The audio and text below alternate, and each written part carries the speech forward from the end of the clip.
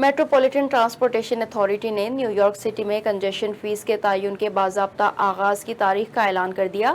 Central business district کے تحت tooling programme 30 جون 2024 سے شروع ہوگا۔ مین سینٹرل بزنس ڈسٹرکٹ میں داخل ہونے کے لیے ڈرائیوروں سے ان کے ایزی پاس پر ٹول وصول کیا جائے گا۔ اس میں مین کی 60 اسٹریٹ سے نیچے کی سڑکیں شامل ہیں۔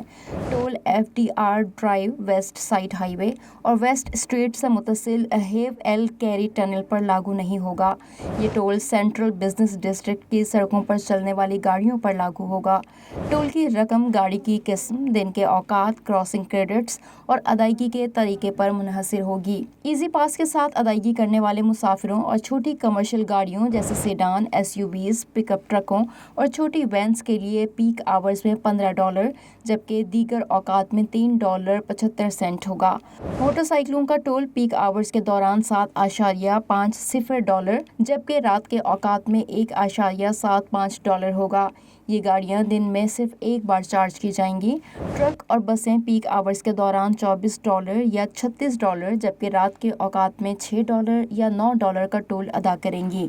ٹیکسی اور کرائے پر لینے والی گاڑیوں کے مسافروں سے کنجیشن ریلیف زون میں سفر کے لیے مسافر کے ذریعے ادا کردہ فی ٹرپ ٹول وصول کیا جائے گا۔ ایپ پر مبنی کرائے پر لینے والی گاڑیوں کا ٹول $2.50 فی ٹرپ ہوگا جبکہ ٹیکسیوں، سبز ٹیکسیوں اور سیاح کاروں کے لیے ٹول $1.25 فی سفر ہوگا۔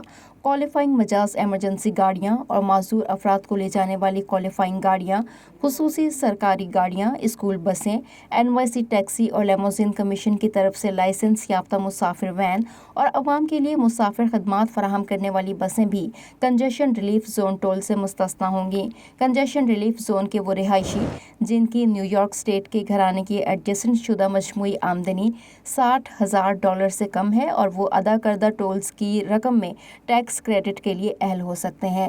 پروگرام کے پہلے 60 دنوں میں ڈرائیور سے صرف قابل اطلاق کنجیشن ریلیف زون ٹول وصول کیا جائے گا۔